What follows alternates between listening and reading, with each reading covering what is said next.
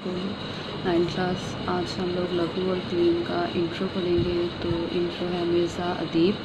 तो मिर्ज़ा अदीब की जो पैदाइश है वो है 1914 और जो वफ़ात है वो है 1999। तो मिर्ज़ा अदीब का असली नाम जो है वो दिलावर अली और कलमी नाम जो है वो मिर्ज़ा अदीब है। MCQs हैं, इन तीनों को अंडरलाइन कर लें।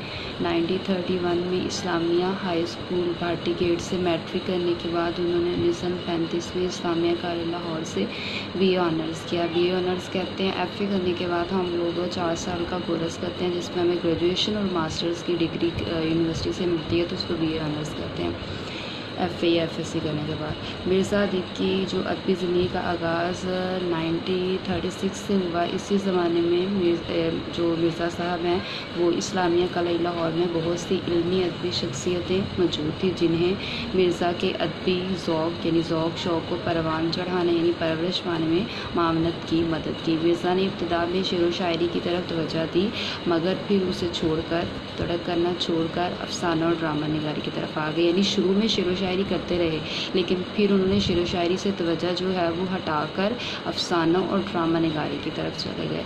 उन्होंने 1935 में रिसाला अदब लतीफ़ की अदारत संभाली और तवील लंबे अरसे तक इससे वाबस्ता रहे, यानी तल्लुक़ रहा।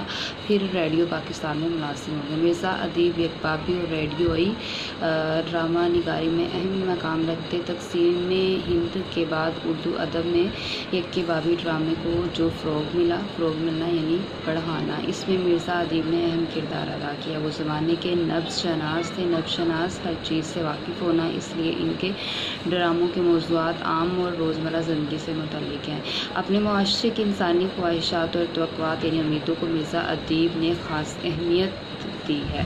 मिर्ज़ा अदीब ने किरदार निगारी के सिलसिले में भी गहरे मुशाहदे नज़रिए, अनमोल कीमती बसीरत, देखना फ़नकाराना गिरफ्त यानी बातनी आँख से जो है वो काम लिया है। उन्होंने ज़िंदगी के तमाम किरदारों को ड्रामाई किरदारों का दर्जा दिया। इनके मुकाबले में नहायत बरजस्ता यानी तरोताज़गी, मुख्तसर और बरमहल होते थे यानी मौके के मुताबिक। यही वजह है कि इनके ड्रामों में कारी यानी पढ़ने वाला नाज़र देखने वाले की दिलचस्पी शुरू से आखिर तक कायम रहती थी। यानी अगर वो किसी चीज़ को शुरू करता था, अगर वो ड्रामा जो है वो देखना, तो मिर्ज़ा साहब की ये बहुत बड़ी खूबी थी कि वो अपने पढ़ने वाले और देखने वालों की जो दिलचस्पी होती थी वो शुरू से आखिर तक कायम रखते थे। और ये किसी भी ड्रामा निगार की जो है वो सबसे बड़ी खसूसियत होती है।